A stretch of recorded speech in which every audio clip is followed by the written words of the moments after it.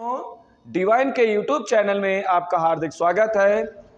जैसा कि 2 दिन से लगातार वीडियो पड़ रही है बजट की, एक वीडियो में बताया गया है बजट का इतिहास, तो दूसरे वीडियो में बताया गया है केंद्रीय बजट यानी 2023-24 का केंद्रीय बजट, वो बता दिया गया और उसकी वीडियो भी डाल दी गई।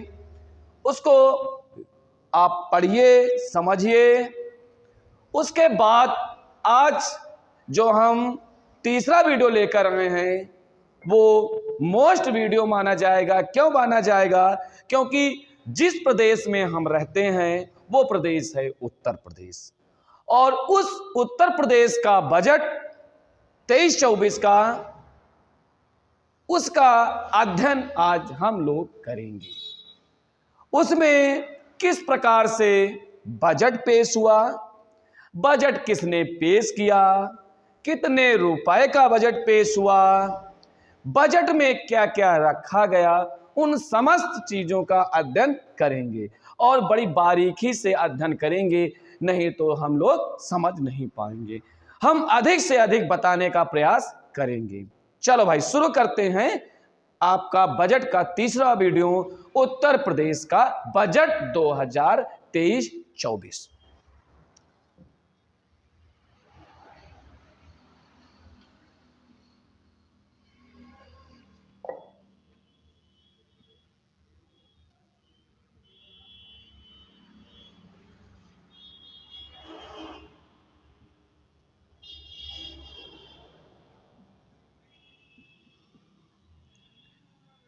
ठीक है, अब हम चलते हैं, इसके बारे में अध्ययन करते हैं। बच्चों, जो उत्तर प्रदेश का बजट है, ये उत्तर प्रदेश का बजट फरवरी में केंद्रीय बजट भी पेश हुआ था 1 फरवरी को। उसी प्रकार उत्तर प्रदेश का बजट 22 फरवरी 2023 को 11 बजे पेश हुआ। कब पेश हुआ? यानी उत्तर प्रदेश का बजट 22 फरवरी 2023 को पेश हुआ। अच्छा, पेश तो हुआ, और ये जो बजट जिस प्रकार से केंद्रीय बजट निर्मला सीतारमण ने पेश किया, उसी प्रकार से उत्तर प्रदेश के वित्त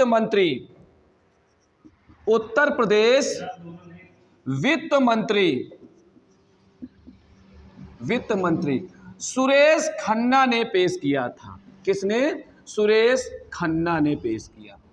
ठीक, यानी उत्तर प्रदेश का बजट 22 फरवरी 2023 को समय 11 बजे पेश हुआ। चलिए, उत्तर प्रदेश का बजट जिस प्रकार हमने बताया कि उत्तर प्रदेश के वित्त मंत्री सुरेश खन्ना ने वित्त पेश किया। केंद्रीय बजट किसने पेश किया? निर्मला सीतारमण ने पेश किया, और उत्तर प्रदेश का बजट वित्त मंत्री सुरेश खन्ना ने। अब जो उत्तर प्रदेश का, जिस प्रकार से हमने बताया था कि भारत का केंद्रीय बजट लगभग 45 लाख करोड़ के रुपए के बराबर था, और जो उत्तर प्रदेश का बजट है वो 6,90,000 करोड़ का है। यानी उत्तर प्रदेश का संपूर्ण बजट, वित्तीय वर्ष बजट जो है वो कितने का है? ये है 6,90,000 करोड़ का बजट पेश हुआ। अच्छा, इस बजट की विशेषताएं क्या हैं? विशेषताएं क्या है? यानी उन्होंने बताया है, यानी 2023-24 के बजट में, और कंफ्यूज ना होना, ये उत्तर प्रदेश का है बजट, उत्तर प्रदेश। इसमें क्या दिखाया गया है? इसमें बनारस और गोरखपुर में, लखनऊ में मेट्रो चल रही है, दिल्ली में चल रही है, कानपुर में मेट्रो। तो जो नया बजट यानी 2023-24 का जो बजट पेश किया गया है, उस बजट में बनारस और गोरखपुर में मेट्रो चलाई जाएगी। उसके लिए 2023-24 उत्तर प्रदेश के बजट में 100 करोड़ रुपए का प्रावधान रखा गया। कहां कहां? बनारस और गोरखपुर में नया मेट्रो, यानी मेट्रो का शिलान्यास होगा, बनाई जाएगी। उसके लिए जो 6,90,000 करोड़ का बजट है उत्तर प्रदेश, उसमें 100 करोड़ रुपए इन दो जो है यानी बनारस और गोरखपुर में मेट्रो के लिए दिया गया। फिर क्या है? झांसी चित्रकूट लिंक एक्सप्रेसवे के लिए 35 करोड़ रुपए दिया गया है 2023-24 के बजट में, वो भी उत्तर प्रदेश के बजट में। आगे चलते हैं। आगे हमारा क्वेश्चन है जो कॉलेज हैं, कॉलेजों के संचालन के लिए 2491.39 करोड़ रुपए कॉलेजों के संचालन के लिए उत्तर प्रदेश के बजट 2023-24 में रखा गया। आगे है स्वास्थ्य व्यवस्था के लिए, यानी जो परिवार कल्याण मंत्रालय उत्तर प्रदेश में है, उसमें बताया गया कि स्वास्थ्य व्यवस्था के लिए 12,650 करोड़ रुपए का प्रावधान रखा गया है उत्तर प्रदेश। मैं बार बार उत्तर प्रदेश क्यों नहीं, क्योंकि कंफ्यूज हो जाओगे। उत्तर प्रदेश इसलिए जोड़ना है क्योंकि ये उत्तर प्रदेश का बजट है। इसके पहले हमने पढ़ा दिया आपको केंद्रीय बजट, उसको निर्मला सीतारमण, इसको सुरेश खन्ना ने। आगे चलते हैं। उन्होंने बताया है सुरेश खन्ना जी ने बताया है, जो वित्त मंत्री उत्तर प्रदेश हैं, उन्होंने कहा फार्मा पार्कों की स्थापना एवं विकास हेतु कितना रुपए, 25 करोड़ रुपए दिया जाएगा। और यह भी आपको पता होना चाहिए कि 2023-24 के बजट में 14 नए मेडिकल कॉलेज खोले जाएंगे। 14 नए मेडिकल कॉलेज, 14 नए मेडिकल कॉलेज खोले जाएंगे। और जो कृषकों का दुर्घटना बीमा है वो कितना लाख रुपए दिया जाएगा, 5 लाख रुपए। यानी कृषकों का जो दुर्घटना बीमा है वो 5 लाख रुपए दिया जाएगा। और आगे क्या बताया गया है उत्तर प्रदेश के बजट में, जो श्रमिकों के बच्चों की शिक्षा हेतु प्रत्येक राजस्व मंडल में 1000 बालक बालिकाओं के लिए कक्षा 6 से 12 तक अध्ययन हेतु अटल बिहारी वाजपेयी आवासीय विद्यालय की स्थापना की जाएगी। जैसे आपके हर ब्लॉक में एक कस्तूरबा गांधी आवासीय विद्यालय, उसी प्रकार से क्या है कि श्रमिकों के बच्चों की शिक्षा हेतु ये जो है हर राजस्व मंडल पर 1000 बालक बालिकाओं की शिक्षा जो भी 6 से 12 तक की अध्ययन हेतु अटल बिहारी वाजपेयी आवासीय विद्यालयों की स्थापना की जाएगी।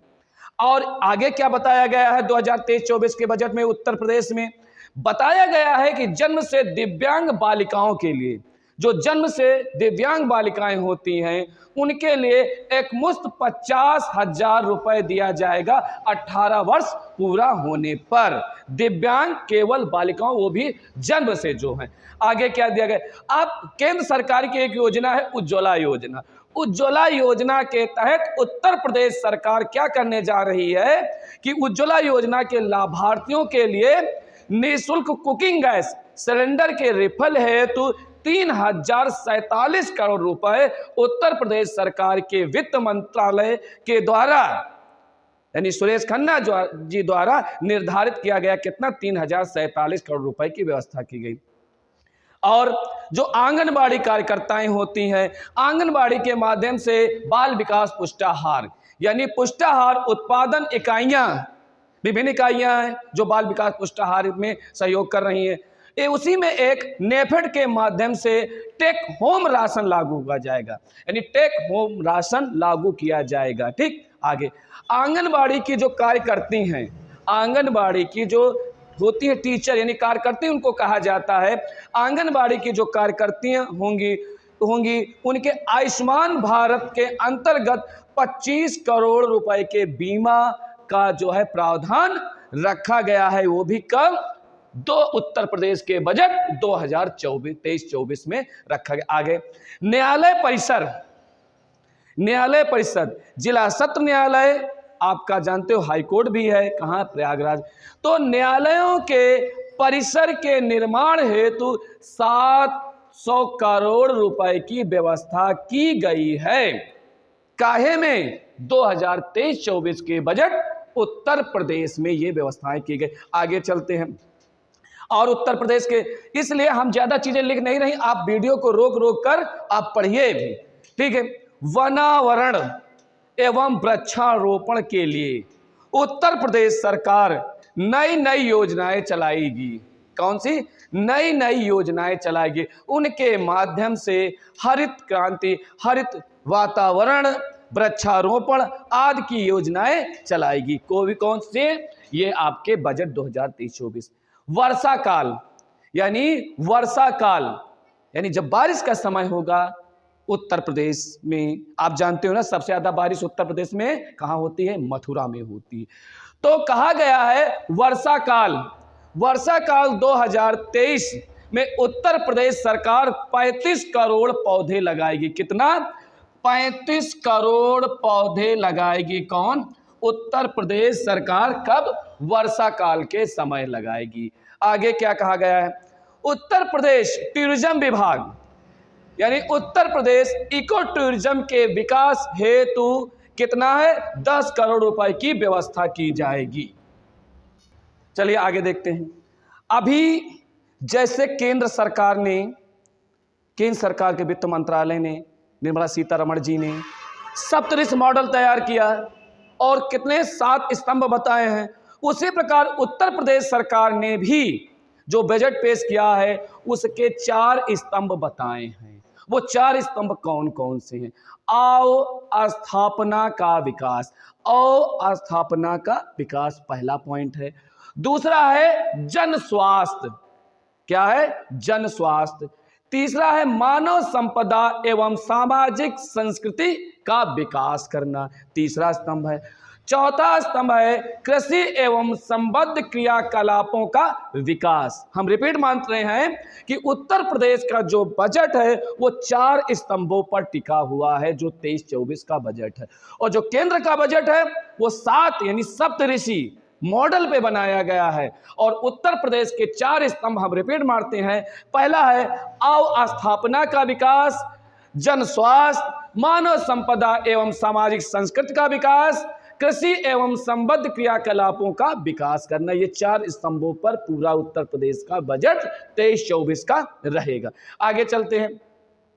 जो 2023-24 का उत्तर प्रदेश का बजट है, इसने लखनऊ में Uttar Pradesh police forensic science institute की स्थापना की जाएगी। वो भी 23-24 यानी जो फॉरेंसिक साइंस इंस्टीट्यूट है उसकी स्थापना लखनऊ में की जाएगी। और आगे क्या कहा गया? और बताया गया है 2023-24 के बजट में कि जो निरक्षित महिलाएं हैं उनके लिए पेंशन योजना बनाई जाएगी और उन महिलाओं को 500 रुपए प्रति माह पेंशन के रूप में दी जाएगी। और क्या क्या बताया गया है 2023-24 के उत्तर प्रदेश के बजट में? महिला सशक्तिकरण यानी महिला शक्ति के केंद्रों की स्थापना, यानी महिलाओं के शक्ति केंद्रों की स्थापना होगी और उसके लिए उत्तर प्रदेश सरकार 32 करोड़ रुपए के बजट की व्यवस्था की है। ठीक, और क्या किया? उन्होंने कहा है कि 2023-24 के बजट में हर तहसील स्तर पर यानी हर तहसील स्तर पर एक महिला हेल्प डेस्क, महिलाओं की सुरक्षा के लिए हर तहसील स्तर पर एक महिला हेल्प डेस्क की स्थापना होगी। और क्या बताए? जो प्रतियोगी परीक्षाओं के जो बालक बालिकाएं होंगी, यानी जो प्रतियोगी परीक्षाओं की तैयारी कर रहे हैं, उन बालक बालिकाओं के लिए क्या किया गया है? निःशुल्क कोचिंग की व्यवस्था की गई है। और किसके माध्यम से? मुख्यमंत्री अभ्युदय योजना के तहत प्रतियोगी परीक्षाओं में जो भाग लेना चाहते हैं, तैयारी करना चाहते हैं, मुख्यमंत्री अभ्युदय योजना चलाई जाएगी। फिर क्या किया जाएगा? मेरठ जो उत्तर प्रदेश का एक जिला है जो एनसीआर के दर्ज में आता है, एनसीआर में आता है, लेकिन मेरठ में एक स्पोर्ट कॉलेज खोला जाएगा। वो मेजर ध्यानचंद स्पोर्ट कॉलेज अलग है, लेकिन 2023-24 के बजट में मेरठ में एक स्पोर्ट कॉलेज खोलने का एक प्रस्ताव रखा गया है। फिर क्या है? लखनऊ अपनी राजधानी है, उत्तर प्रदेश की राजधानी है।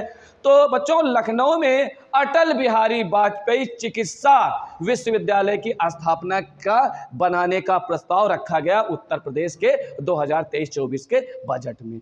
और अमेठी एवं बलरामपुर, अमेठी लखनऊ से नजदीक ही है, लेकिन बलरामपुर बिल्कुल बॉर्डर पे, गोंडा, बलरामपुर, बहराइच, यानी कहा गया अमेठी एवं बलरामपुर में नए मेडिकल कॉलेज खोलने का प्रस्ताव भी रखा गया उत्तर प्रदेश के 2023-24 के बजट में। ठीक है बच्चों, ये वीडियो आपको कैसे लगी, किस प्रकार लगी, कोई अपना सुझाव देना चाहते हो, कुछ सुझाव आप हमारी संस्थान को देना चाहते हो, तो आप इस जो वीडियो जा रही है इसके कमेंट बॉक्स में जरूर लिखें।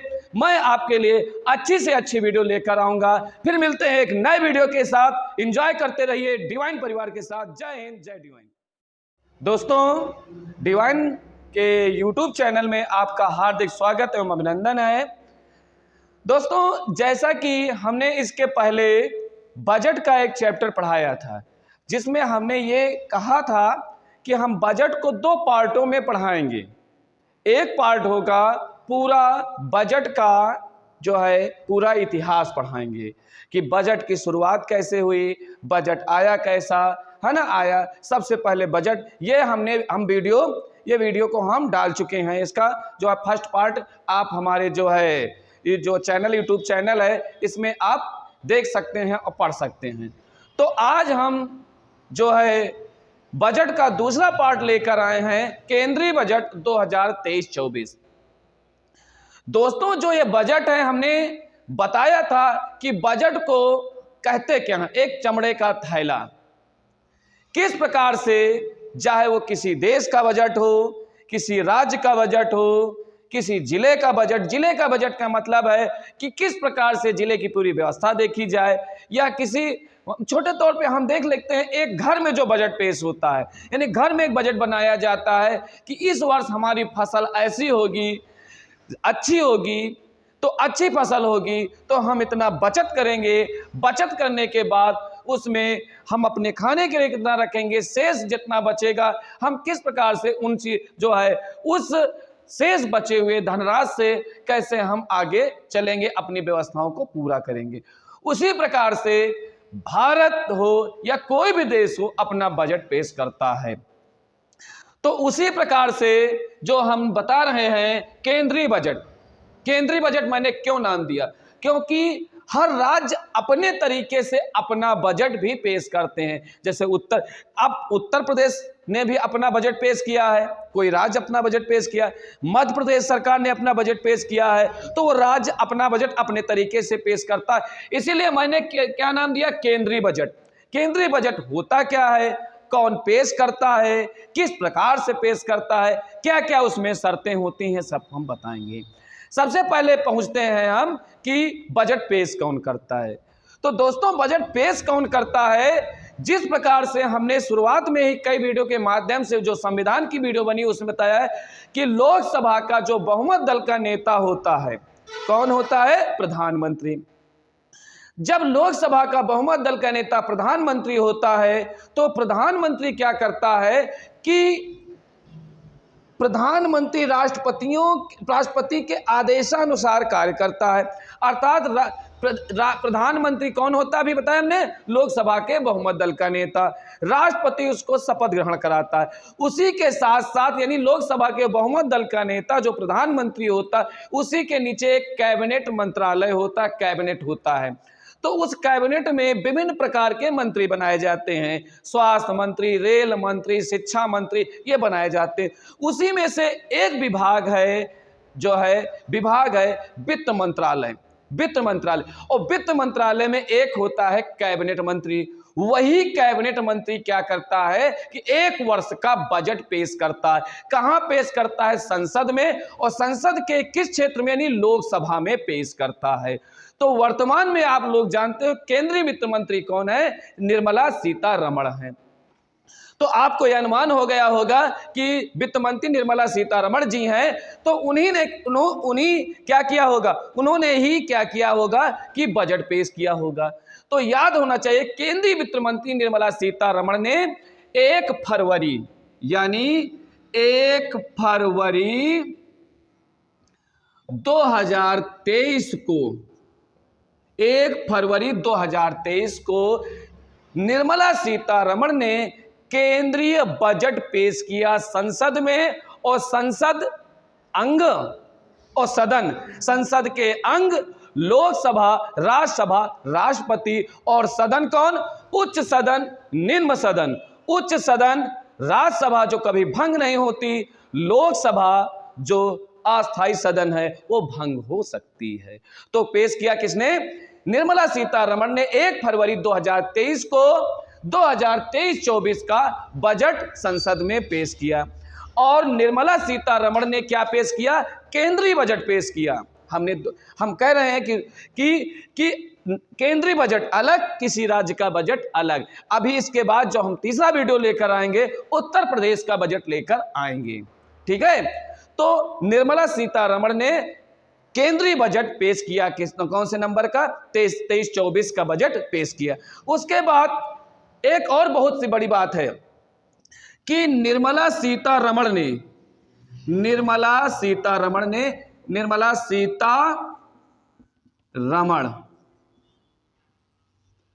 ठीक, ये है वित्त मंत्री। इन्होंने अमृतकाल, बहुत इंपॉर्टेंट चीज है, अमृतकाल का पहला बजट पेश किया। पहला बजट पेश किया। ये अमृतकाल क्या है बच्चों? अमृतकाल एक प्राचीन शब्द है जिसका अध्ययन वैदिक ज्योतिष से हुआ है। अमृतकाल का पहला बजट, यह भी क्वेश्चन आ सकता है कि अमृतकाल का पहला बजट किस वित्त मंत्री ने पेश किया है? वो निर्मला सीतारमण, जो वर्तमान की वित्त मंत्री है। उन्होंने 1 फरवरी 2023 को बजट पेश किया, संसद में केंद्रीय बजट पेश किया और पहला अमृतकाल का पहला बजट पेश किया। अमृतकाल एक प्राचीन शब्द है जिसका उत्पादन वैदिक ज्योतिष से हुआ। चलो आगे करते हैं। अब अमृतकाल बता दिया, और जो 1 फरवरी 2023 को निर्मला सीतारमण ने बजट पेश किया है, उन्होंने मॉडल बनाया है सप्तऋषि। क्या बनाया है? सप्तऋषि। और सप्तऋषि बहुत इंपॉर्टेंट है कि जो 2023-24 का जो बजट है वो सप्तऋषि की संज्ञा दी है, मॉडल बनाया है। सप्तऋषि यानी सप्तऋषि हिंदू धार्मिक ग्रंथों में 7 ऋषियों का वर्णन मिलता है। उन्हीं 7 ऋषियों के मॉडल पर यानी रूपरेखा पर तैयार किया 2023-24 का बजट। वो 7 ऋषि कौन है? ऋषि कश्यप, अत्रि ऋषि, है ना, कौन बताया हमने? ऋषि कश्यप, अत्रि ऋषि, भारद्वाज ऋषि, ऋषि विश्वामित्र, ऋषि गौतम, जमदग्नि ऋषि, वशिष्ठ ऋषि। इन 7 ऋषियों को जोड़कर 2023-24 का बजट बनाया गया और इसका नाम दिया गया सप्तऋषि।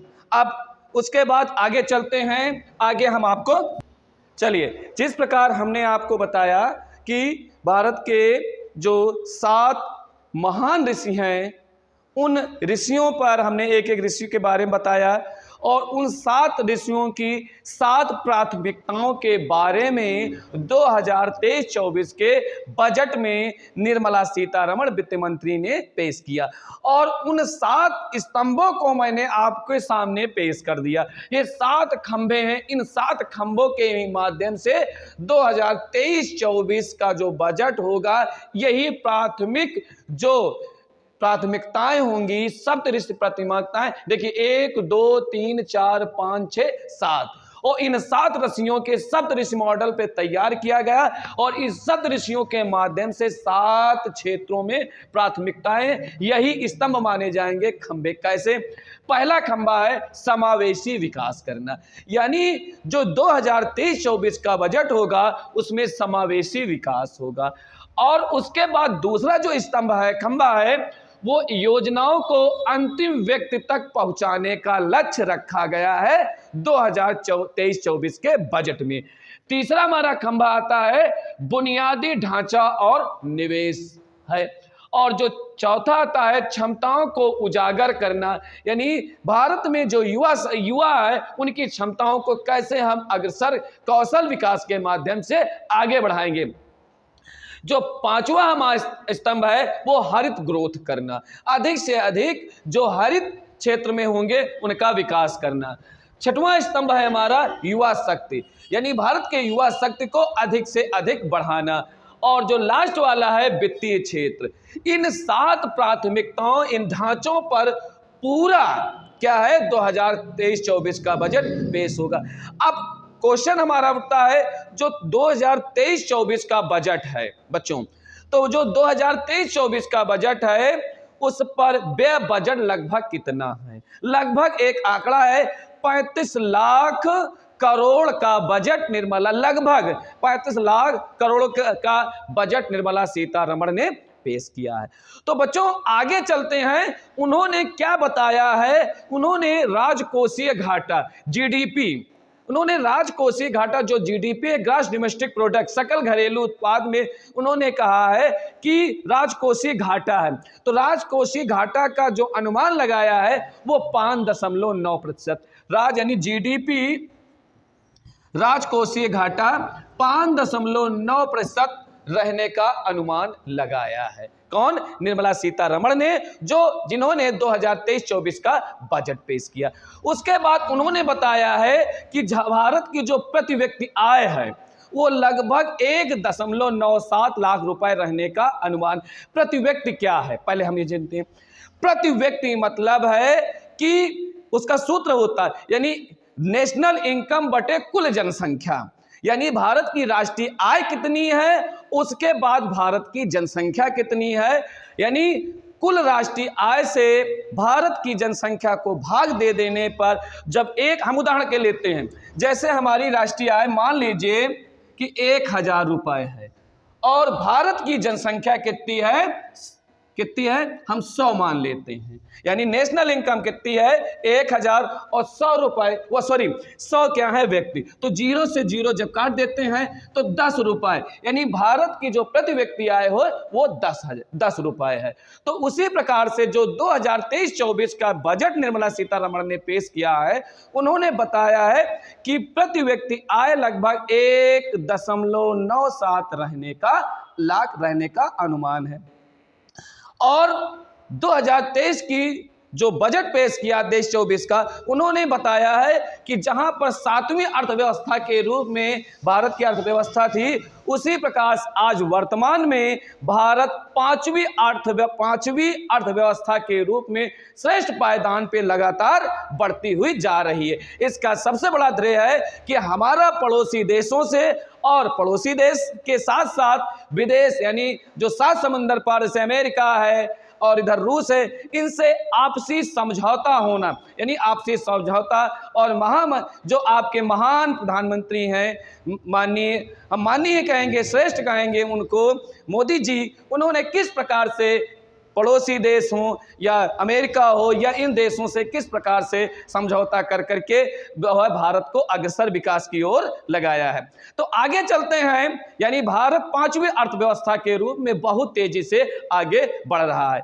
अब उसके बाद स्वच्छ भारत मिशन के तहत 11.7 करोड़ घरों में शौचालय बनाए गए।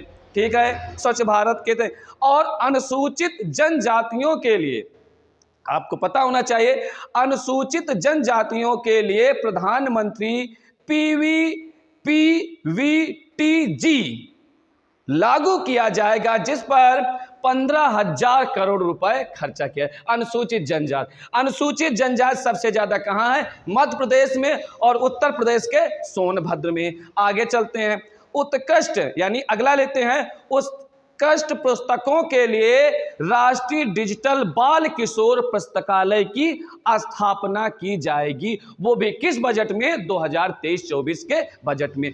और आगे क्या क्या दिया गया है 2023-24 के बजट में, वो भी हम आपको बता रहे हैं। जो दोस्तों लघु सिंचाई एवं पेयजल के लिए, यानी लघु सिंचाई एवं पेयजल के लिए भद्र परियोजना चलाई जाएगी। भद्र परियोजना के तहत लघु सिंचाई पेयजल को अधिक से अधिक बढ़ावा दिया जाएगा। अगला है पुराने अभिलेख क्या हैं? जैसे अशोक के स्तंभ लेख हैं, शिला लेख हैं, गुहा लेख हैं, हरसेन के अभिलेख हैं। इन सब नहीं, भारत में जितने प्राचीन हैं पुराने अभिलेखों को डिजिटल बनाने के लिए Bharat shared repository of infection का एक रूपरेखा तैयार की जाएगी। चलिए हमने इसको बताया। आगे चलते हैं, जो कर्मचारियों, जैसे भारत के कर्मचारी हैं। अब कर्मचारी का मतलब है वो चाहे रेल विभाग के कर्मचारी हों, स्वास्थ्य विभाग के कर्मचारी हों, अनेक, है ना, वो चाहे राज्य के कर्मचारी हों या केंद्र के कर्मचारी। आपको मैंने एक वीडियो में बताया था किस प्रकार से संघ सूची के विषय, राज्य सूची के विषय और समवर्ती सूची के विषय। यानी संघ सूची के विषय जिसमें केंद्र सरकार कानून बनाती है, राज्य सूची में राज्य कानून बनाती है, और जो समवर्ती सूची के विषय होते हैं राज्य और केंद्र और राज्य दोनों मिलकर बनाते हैं। जैसे केंद्र सूची के विषय हमने बताया, जैसे रेल विभाग, ये सब क्या है, रेल विभाग, डाकखाने हैं, बैंक हैं, ये केंद्र सूची के विषय। राज्य सूची के जैसे पुलिस प्रशासन है, पुलिस व्यवस्था ये है। और समवर्ती यानी जैसे शिक्षा समवर्ती, यानी कुछ परसेंट केंद्र सरकार देती है, कुछ परसेंट राज्य सरकार देती है, उसे हम समवर्ती सूची में रखते हैं। उसी प्रकार से जो 2023-24 का बजट है उसमें कर्मचारियों के कौशल बढ़ाने, यानी उनकी जो, और यानी कोई चीज वर्क कर रहे हैं लेकिन उन वर्कों को और कुशल कारगर बनाने के लिए, कर्मचारी कौशल को बढ़ाने के लिए आई गोट कर्मयोगी का शुभारंभ किया गया। आई गोट कर्मयोगी का शुभारंभ किया गया है।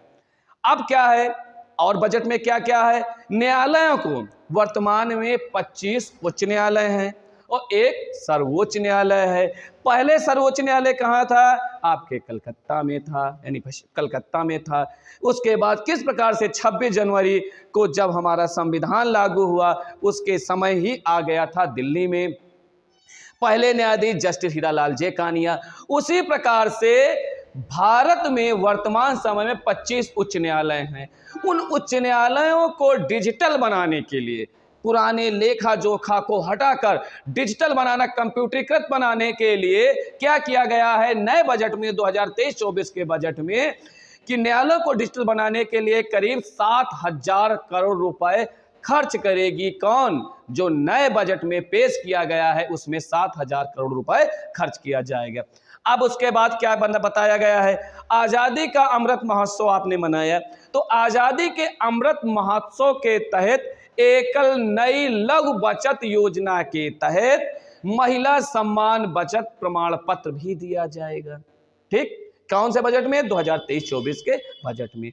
और क्या क्या है बजट में, मासिक आय खाता योजना के लिए, जो मासिक आय खाता योजना है के लिए अधिकतम जमा एकल खाता, कौन सा खाता, एकल खाता में जो आप 4.5 लाख रुपए से बढ़ाकर 9 लाख रुपए कर दिया गया है। किस बजट में, जो वर्तमान में आपका बजट 1 फरवरी 2023 को निर्मला सीतारमण ने पेश किया है।